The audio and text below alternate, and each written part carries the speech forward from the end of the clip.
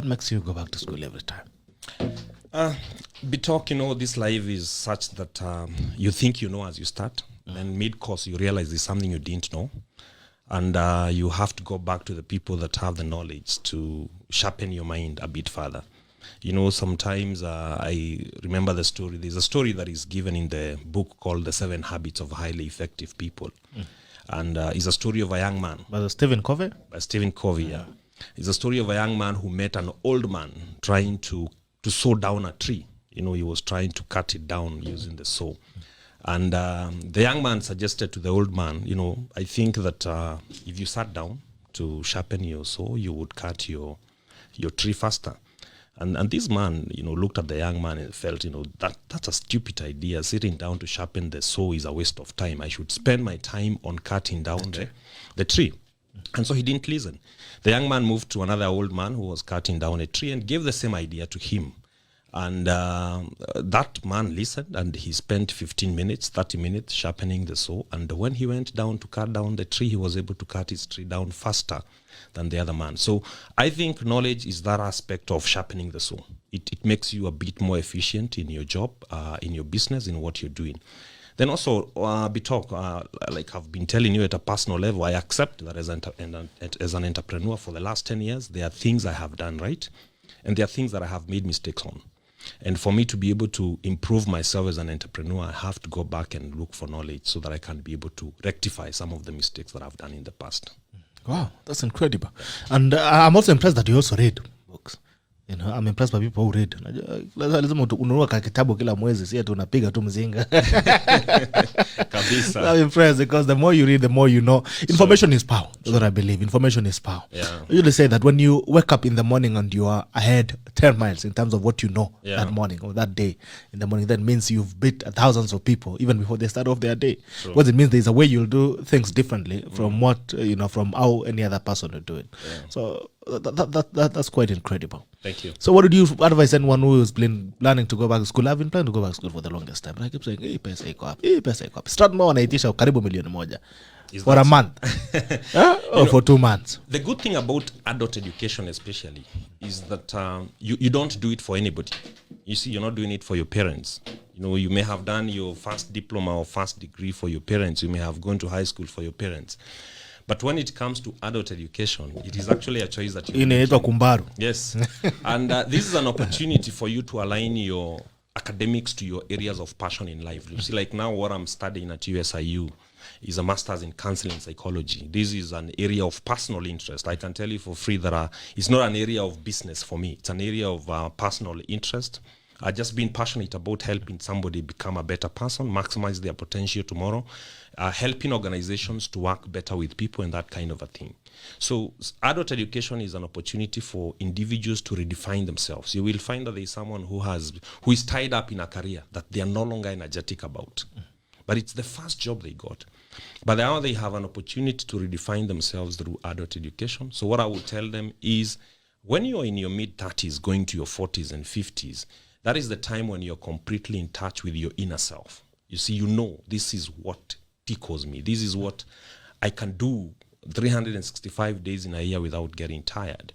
And maybe the first degree that this person had done, is not in that line. So it gives them an opportunity for them to come back to life, redefine themselves, pick a completely different career path, and be able to serve the world in a different way that connects with their inner self. Yeah. So you actually feel it makes more sense to go to school later than to go early? Because you find a lot of people are struggling in, because there's one thing I believe is that when a human being was created, they were never actually created for education. Yeah. They were created for self-learning, and they were created to discover the world and do things, naturally, natural instincts and all that. Yeah. And that's why there are things there are animals you don't train a bird to fly. True. There's nobody who has a flying school for birds, but you have flying school for human beings because you need to teach them how to fly instruments. And you find that, the education that we have as box stars. You can pick someone today from the streets, probably who has done an engineering job or school, was going to school to study engineering or even nursing or doctorship, and you come and tell them, no guys, there's no jobs in Kenya, let's come and sell cars. They tell you, no, maybe I'm an engineer or maybe I'm a doctor. And you find that these human beings then reduce themselves to those careers. Yeah. some other things that happen is that we give birth to children and we want them to be things that we wanted to be that we will never. Sure. Like you kila siku unaambia mtoto wako lazima ukuwe wakili ama ukuwe daktari. So these children grow up in school, they go to school, they get the credentials, they get the papers and all that. But you find that a human being is stuck in a vicious cycle in a career that does not excite them. Yeah. Or something does not naturally come out from them. It only comes out of school. So what would you tell people when it comes to pursuing education? What are some of the pointers that you take, when you're going to school? Considering that as well, that as people go to campus to do their degrees, most of the time they're still young. They still get excited about those things. When you're all growing up, you wanted to be engineers, you wanted to be pilots, you wanted to be doctors and all that. But we are here. Yeah. We are here talking on Facebook. Some of us are just here talking on Facebook. We never made it there. We never became pilots that we wanted to be. What would you tell someone who is getting into an entry level into education? What are some things that you'd consider before choosing a career to go and study in school? Good. I think that's a very good question, Bitok, because a lot of people are tied up in the cocoons of their education and what they learned in campus and that kind of a thing. But I think I would take them back to the question of what was the purpose of education? Isn't education supposed to prepare us to be better people in serving our fellow human beings? Isn't education supposed to sharpen our skills, our attitudes, our talents in applying ourselves in solving the real problems that we have in society? So I would say that for this person, they need to get out of that cocoon and understand that the whole idea of education is to prepare you to be a critical thinker, a problem solver, somebody who solves problems in the society. So if where you come from a village where the biggest problem, Bitok, is water, you should be focusing on how to help that society sort out that problem of water, So I would tell that person to understand, to distill that the concept of education is to just make a human being somebody who can be able to solve a problem in a particular line. And whatever we call a profession is basically that. See, a doctor is trying to solve health problems. A counselor is trying to solve psychological problems. An accountant is trying to solve accounting problems in a business. A marketer is trying to expand the market share for the business. Every person is being sharpened along a particular line to solve a particular problem. Now, if you're not passionate about the problem that your education is solving, then you have every right to change lines. I am. See, in psychology, we are very permissive. We are the only people who allow the Pope to defect and get married. We are the only people that allow a cop to defect and become a counselor. We allow the doctors to defect and become business people. Why? Because when you have individuals doing jobs that they are passionate about, they do not get tired, you don't push them, they have the self-motivation that you need, and you definitely get better performance. Wow. Is it ever too late to reroute? I would say no. It's never too late. Why? Because nobody knows the day they are going to die. You could be 70, but God has another 30 years ahead of you. You could be 20, God has another 80, 90 years ahead of you. So as long as you're feeling the urge to reroute, it is never too late. Buy the first book on that particular topic that you want to align yourself to and start reading. Start aligning yourself to that side. Unaanza na kamwanzo kwanza mahali utaipata. Yeah. Because a lot of people wamefika mahali wamesema tumefika, wacha nimalizane tu na nikwame na mashida zangu.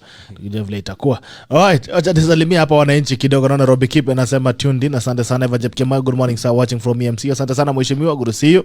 Rogers Kigan anasema tuned in from Bomet. Thank you Theophilus Kipsang. Anasema Fisher Cycle ile somewa wapi jana. Yaani nyinyi mnaonaga sijaenda kubaru. MC Kalia chairman Menokwisha Kettle Deep anasema good morning Kenyans. Good morning to you MC Kalia. Purity Tanui anasema good morning everyone. Good morning to you Purity Tanui. Shenedi Langat 035 asante sana. Kaki Faith anasema happy new man tuned in from Thika. Jane Mombe good morning. Good morning to you Jane Mombe. Ernest Cheria anasema happy new man Gerald I'm tuned in. Kana asante sana Ernest Cheria na uendelee kuchapa Azal ndugu. Joel Arama chairman wa Diaspora, the Tackle Diaspora Edition anasema good morning to you. Kirwa Kenya anasema good morning to Tackle Nicola, asante sana.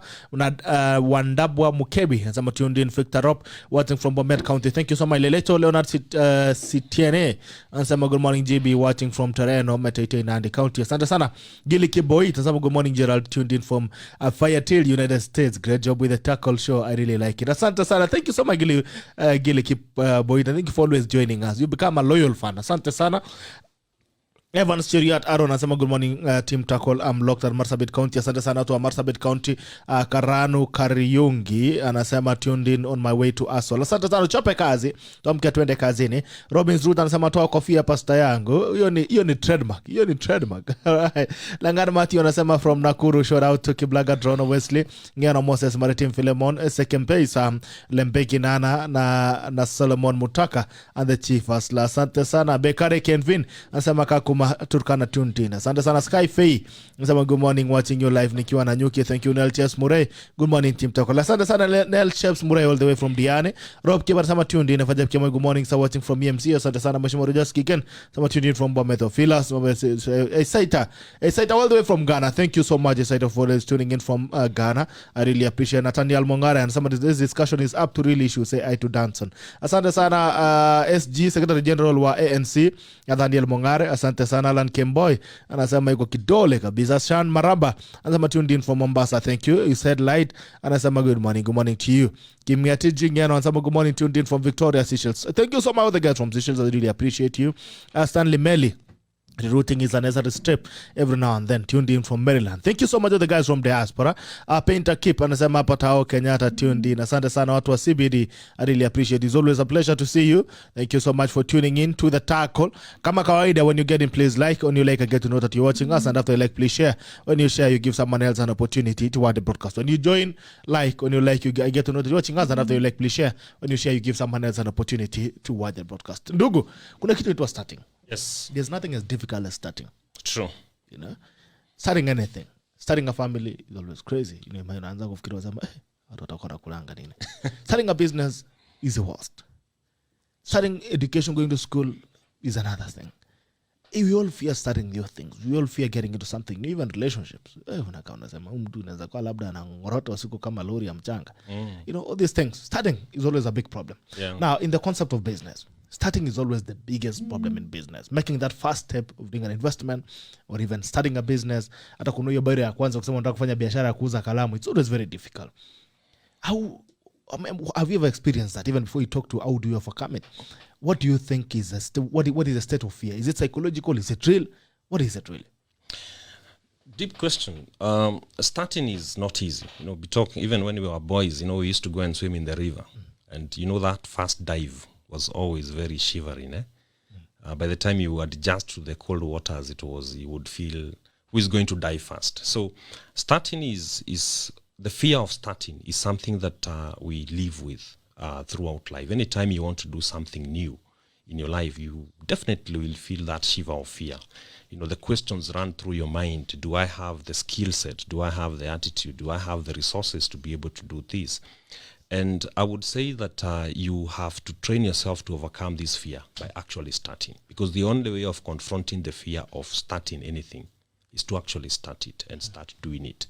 And I would say that it takes faith, great faith, to start things, you know, to start a business. You know, you open a shop, you don't know whether anybody is going to come and buy from you. Yeah. You started the taco, you didn't know whether anybody would tune in to watch it. Yeah, starting a business is much more freaking. You know, you could lose money, and we've lost money by starting businesses. You've lost time, you've lost energy. You look at, you've done something for the last 3, 4, 5 years, and you're asking yourself, what do I have out of it? I started it, but what do I have out of it? And people fear starting for very many different reasons. Of course, number one is the fear of failure itself. You know, if I start, will I succeed? Yeah. There's also past failure. You know, there's somebody who has started something that didn't work, and they still have that wound. They carry that wound in their mind. They carry it in their heart, and they're like, I'm a failure. Even if I start something else, it's going to fail. If I start another relationship, it's going to fail. But I think this morning we have to make it clear that we have to live a life of experimentation. We have to encourage the spirit of experimentation. That even if you have tried something before and it didn't work, you have to keep on trying. You have to keep on starting, restart. You know, if you're passionate about a business, try to ask yourself, what did you do wrong in the first business, and try to do it right in the second business. But we really have to encourage people in society to start, to take the first action of starting to do that which they have in their minds and in their hearts. Yeah. So you actually feel you actually, as a psychologist, do you actually feel fear is entitled, or fear is it's acceptable to be fearful? it is natural to be fearful. Think of a baby taking the first step, talk. I mean, you don't expect him to take it on very confidently. He's going to feel that fear. And when you take that context to every other first step you will ever take in your life, you will feel that same fear.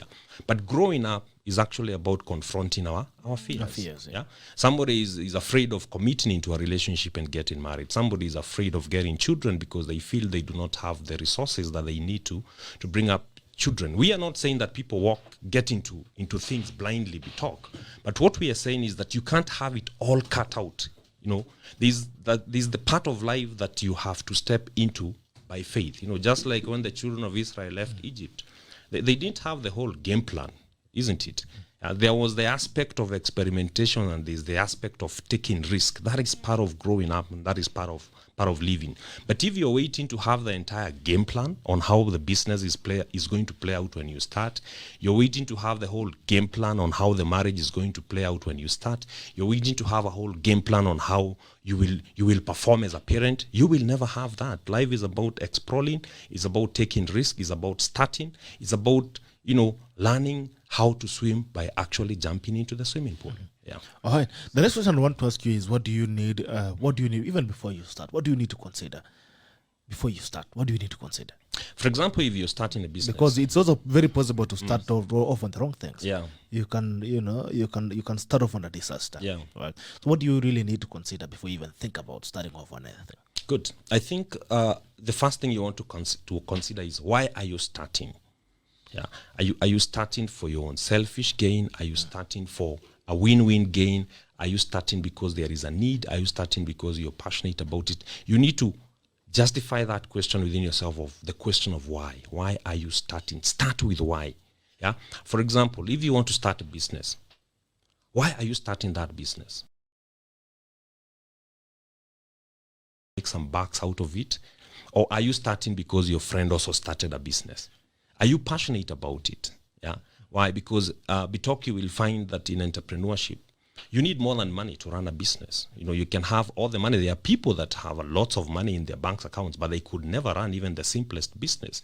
Because for you to operate a business, you need more than money. You need to be passionate about it. You need to connect your inner self to the business that you actually do.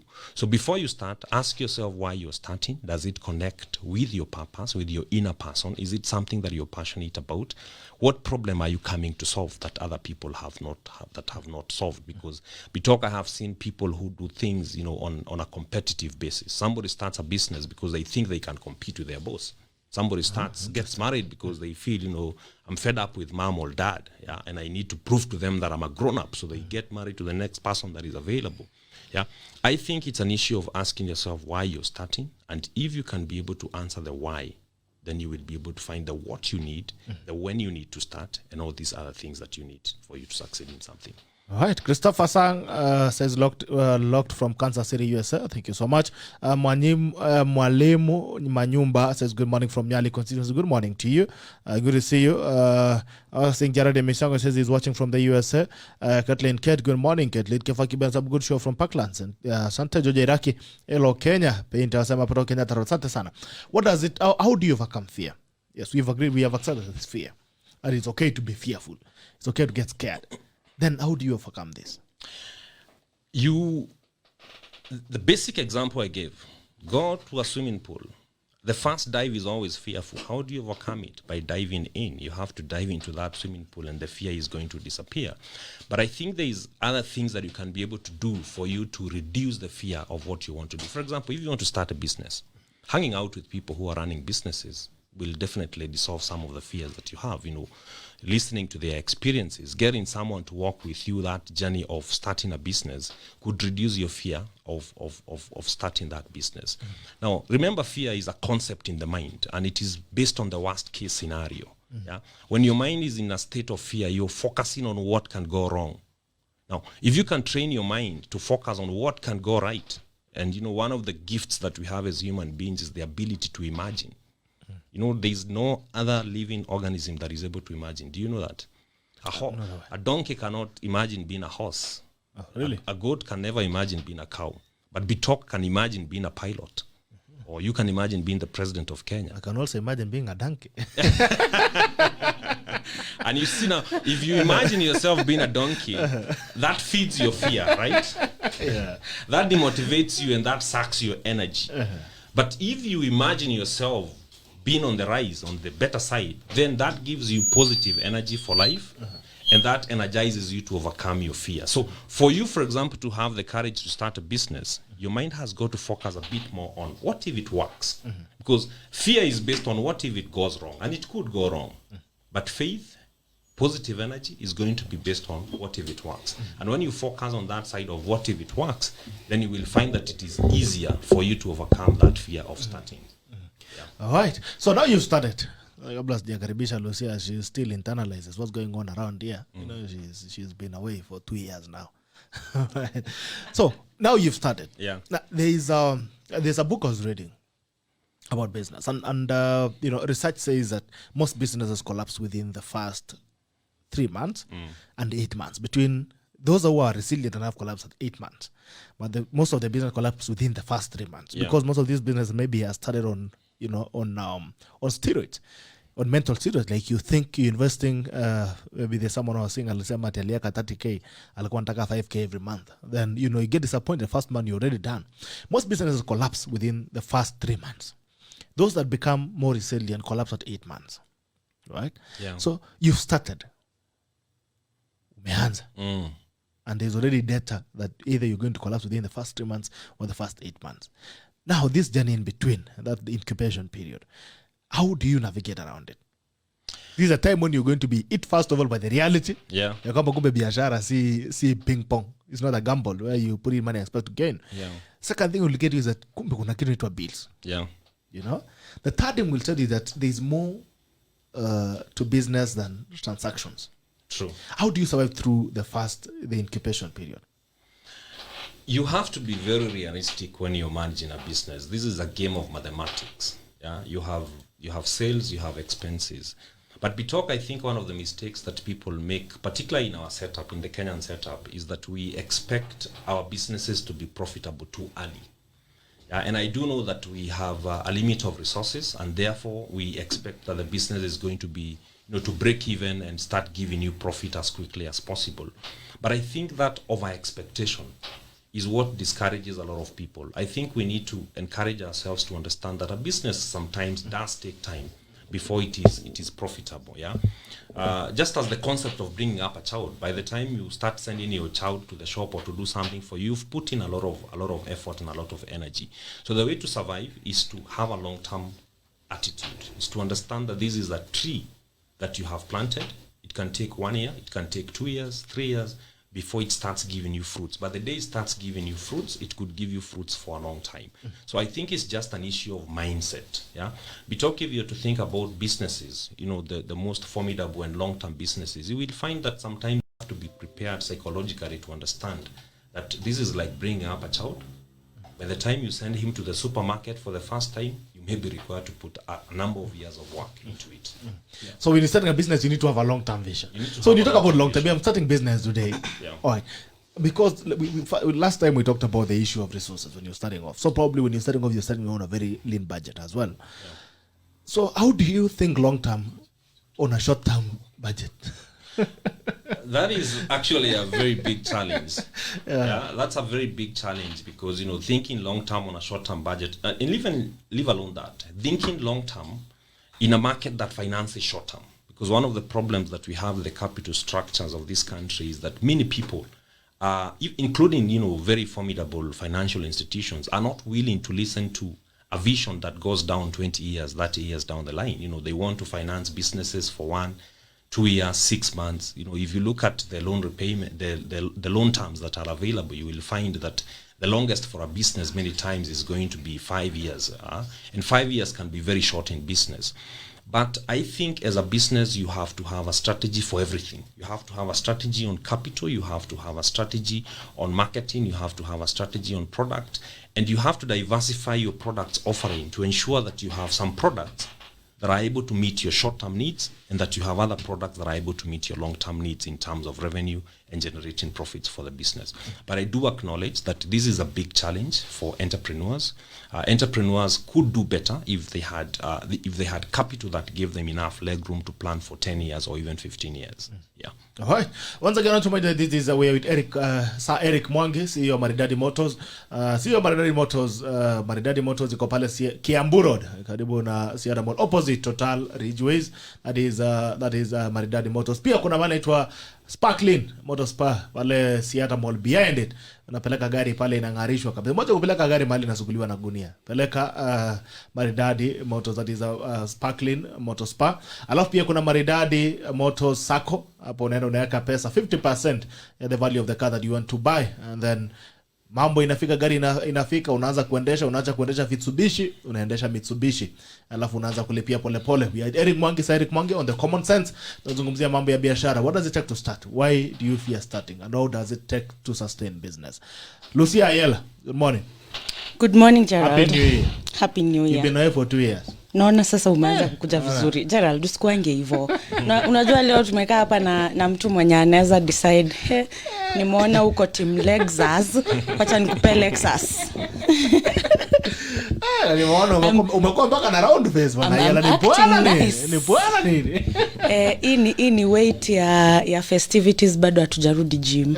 Ni makuku mmekula sana. Tumekula sasa, zimeumia pale Pungo Makaundi, zimeumia sana.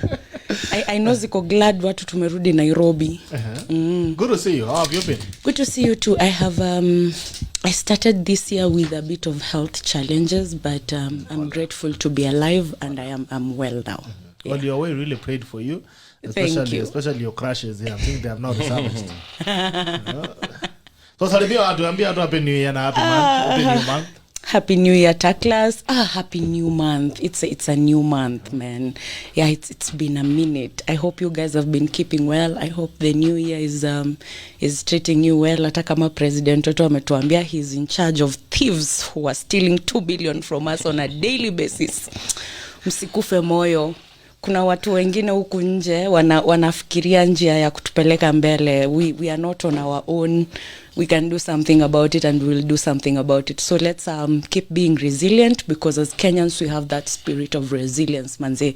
Like sisi ni wale watu tumekula aflatoxins, tumekula mercury, tumekula mchele ya plastic, tumewekewa morphine kwa nyama, watu wamelewa turpentine, but we are still here, you know, we are still here, we are still healthy, we are still alive, we are still pushing forward. So let's keep the Kenyan spirit going. Habari ya kongamano? Kongamano tuko wazima, tunaendelea vizuri. Kazi huko imekuwa mingi, so mkiniona nimepotea hapa na pale, mjue kidogo ni kazi ya kufix Kenya tunafanya. Unajua kazi ikikuwa mingi na maisha pia utongolo inakuwa mingi. Pesa otas, Gerald. Pesa iko mingi. What have you started this year? And how does it feel starting?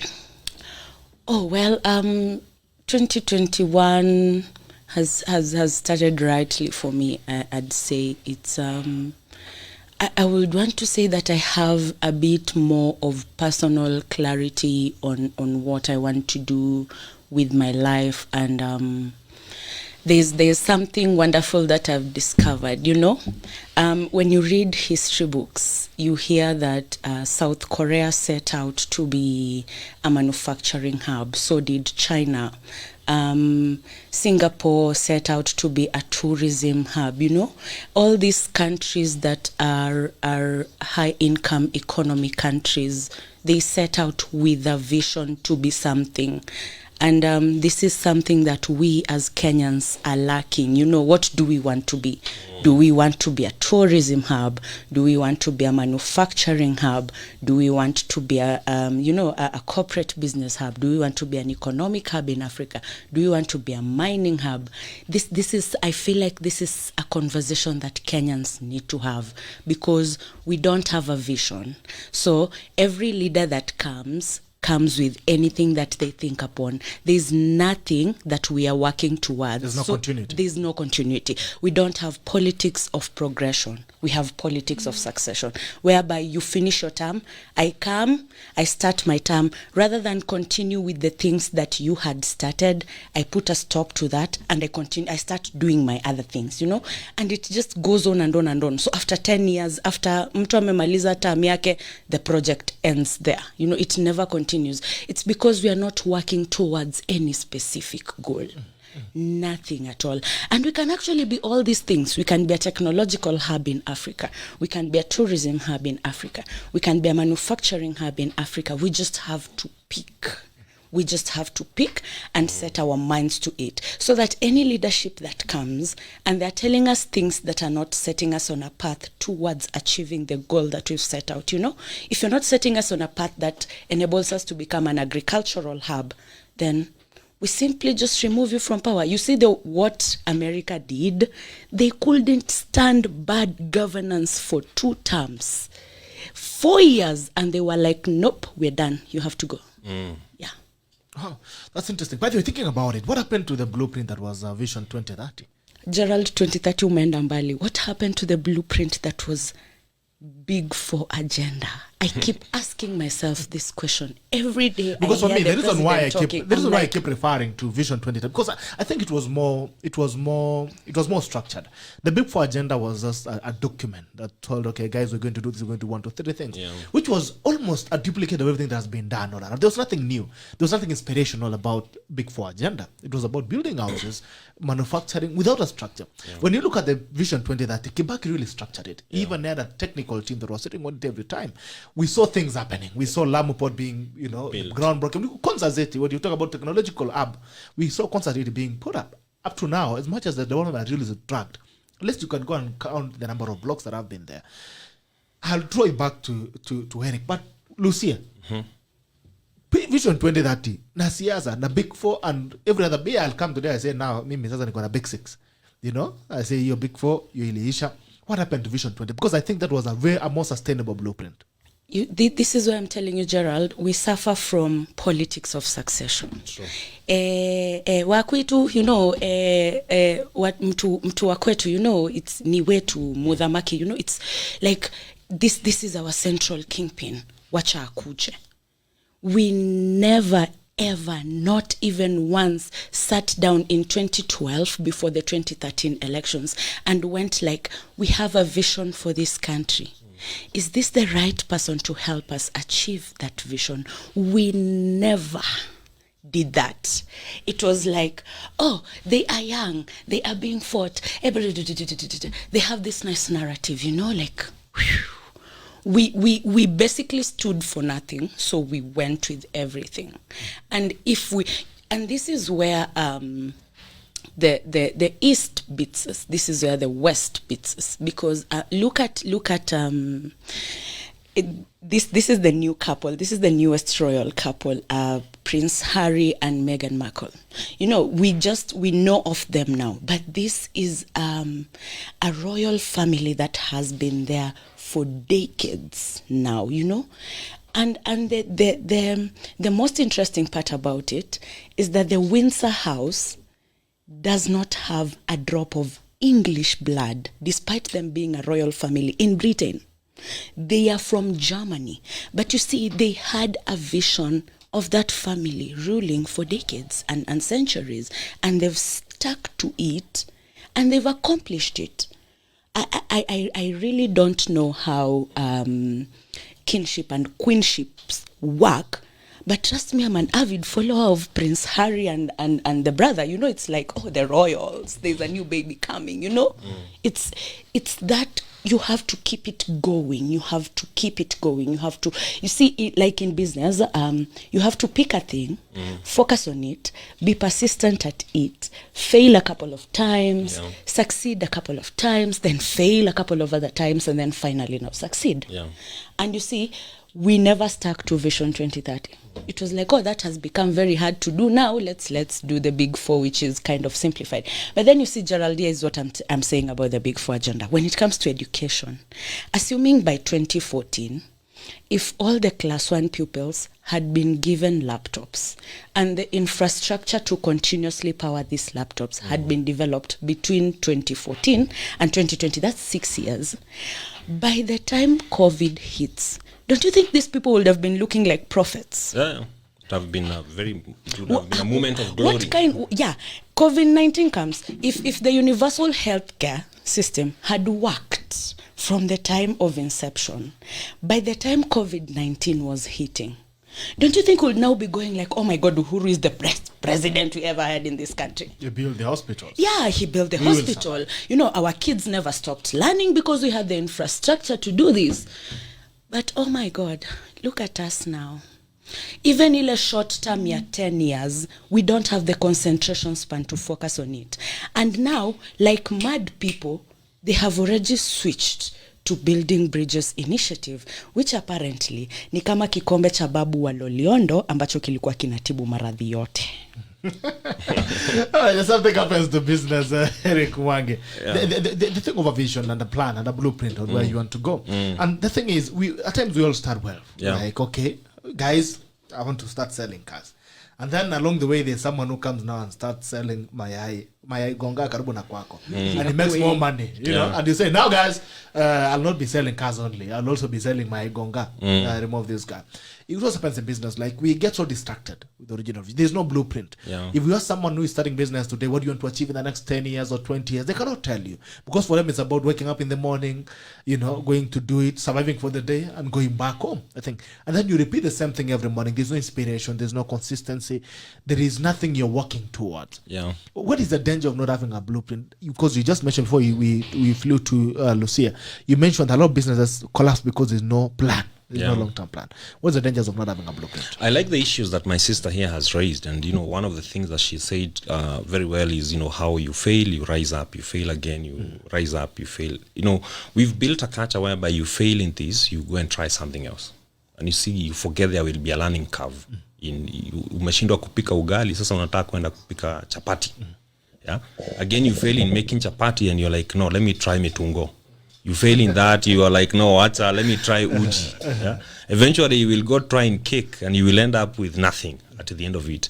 I think we need to encourage that culture of resilience and consistency, whereby, you know, focus on the one thing that you really want to do, perfect the art in it, learn from the mistakes that you make. If you look at the most serious companies, you will find they've also made mistakes. Yeah, by the time they get to that point of perfection, by the time you have aircraft flying from Airbus or Boeing, trust you me, they've had a number of crashes down that road, yeah, for them to have perfected that particular other they are actually doing. And even today, you find they are still on the learning curve. So we need to encourage our people to focus. You know, if you go to the jungle, talk to not clear in your mind what you're going to hunt.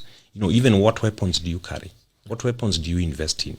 What knowledge do you invest in? You need to go with a clear mind. I'm looking for antelopes. So you will begin to study, where are antelopes likely to be in the jungle? What weapons do I need? What will I see for me to know that there are antelopes here? And I think these concepts of leadership are also important for the nation, just like my sister says, in that we first and foremost need to agree on where is our canon? What is our canon? That place that we want this country to go to, how should it look like? Should it have people who are literate? Then if it is going to have people who are literate, we've got to invest in education. Yeah. If it's going to have people who are healthy, then we've got to invest in hospitals, and not just invest in hospitals in terms of infrastructure and machinery. We have to invest in the human resource. If it's going to have transport and communication, we have to invest in that. And I think what we have failed to do as also as a country is to agree on the things that we agree on. That regardless of what political party you will ever come from, we agree we all need to be healthy. Regardless of what tribe or what clan you're coming from, we need to agree that we need to have educated children. Because if your children are educated, talk, and mine are not, then mine will drag yours down tomorrow. They will be the ones waiting for yours to pluck their side mirrors from their cars and all that. So we need to have a conversation on creating a society, a country that works for everybody, and where everybody actually thrives and everybody is successful and everybody has meaning to life. And so that now we can be able to bring down the big walls Because now in this country, if you have something, you feel compelled to leave behind a very big wall because you're fearing what the neighbor could be thinking about you. I think these are important issues of vision. Yeah, where is the country supposed to be in the next 50 years, and what is my contribution as a citizen towards taking that? Now, in business, the issue of vision is also very, very important. Vision is going to guide, is going to guide your capitalization, is going to guide your product development, is going to guide your human resource development. And, as the Bible says, where there is no vision, people perish. People perish. Yeah, and that is what we are saying in Africa particularly, because there is no vision. Even amidst so much resources, people just perish. Yeah. Where there's no vision, people perish. Yeah. Mahali hakuna maono, watu wana collapsing. Yeah. Well, I don't know if there's any question you want to throw to Eric, Lucia. Yeah, I'm actually glad we have a business person in the house. Yeah. Policies governing the business space. This is something I'm very passionate about. We know that we have a youth bulge in this country. The unemployment rate is so high, very high. And governments are not modeled to be able to create employment. But we have governments so that they can be able to create a conducive environment for the private sector to thrive, which then in turn creates employment opportunities. Yeah. How are the policies governing our entrepreneurial space as a country looking like? I have a friend. Unfortunately, I haven't been to Rwanda, but I have a friend who told me they wanted to register a business in Rwanda, and it took them approximately 4 hours to do it. Now, I know in Kenya, if the system was to work perfectly fine, it's going to take you at least 2 weeks. And that kind of already feels like the government just doesn't want people to invest in this. How are these policies in your line of experience and in people you have spoken to within business? How do these policies affect the ability of businesses to first grow and then thrive, to the ability of businesses to be able to get to a place where they are creating employment?